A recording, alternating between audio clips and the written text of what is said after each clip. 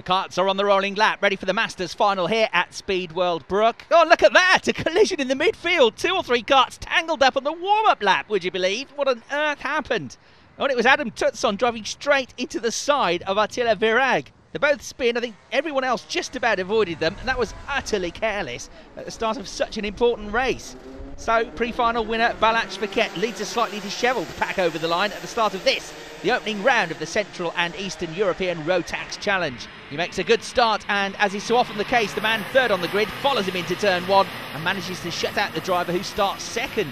And in this case, it was number 275, Petr Goyate, squeezing past 211, Laszlo Ellenes. Goyate in the blue kart is really on the attack on this opening lap. There was quite a big battle for second during the first few laps of the pre-final qualification race, and in that short time, Feket was able to break away from the pack and was pretty much untouchable for the rest of the race.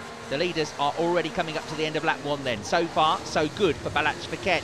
But Petr Goyate is hanging on to him. Goyate's first season in the Rotax Masters class this, having previously raced in the 4T Super World Formula category.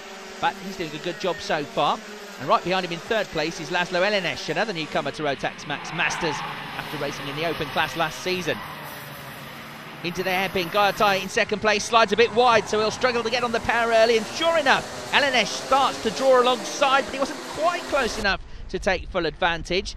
Now the effects of that slight mistake have been twofold. Firstly, you can see that it's given the race leader just a bit of breathing space, and secondly, it's allowed 299 Fodor Getzer to join the back of this train. Actually, you've now got 4 of them fighting over second place, because Gabor Bognar has also just hacked himself onto the back of that group in kart 250. And this looks like a challenge into turn 1, and that's a well-timed move from Gabor Bognar to take 4th place from Fodor Getzer. He made the move into the first corner, but the reason he was able to do that was because he managed to get so close to the tail of his rival coming out onto that start-finish straight. Here, though, is the battle for second place. Petr Goyate still only just ahead of Laszlo Ellenes after passing him right at the very beginning of the race. Both of them just beginning to lose touch with the race leader, Balázs Feket. And are we about to see another change into the first corner? Yes, we are. Ellenes reclaims second position at the start of lap 4. And now we're about to find out whether he was being held up by Goyate.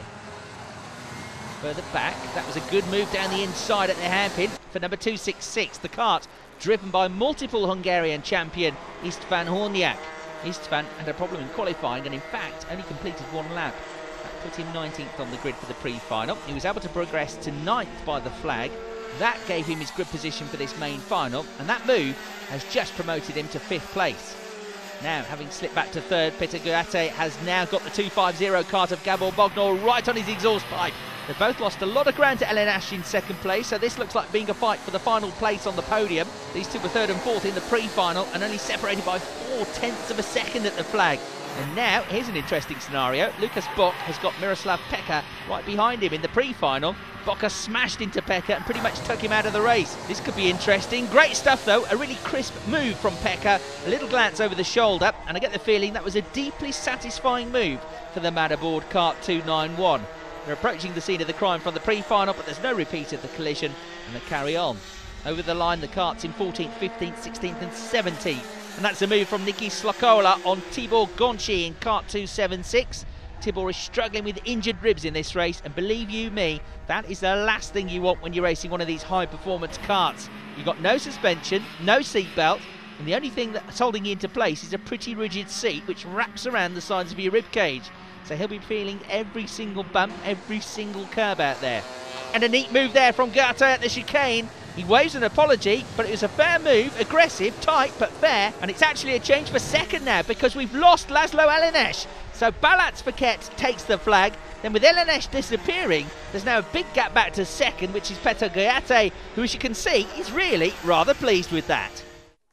So a terrific battle for second. Petr Goyate to your left managed to overtake Gabor Bognar to your right at the end of the race, but there was no catching Balázs Feket, the race winner, and now of course the early championship leader in the CEE Rotax Challenge.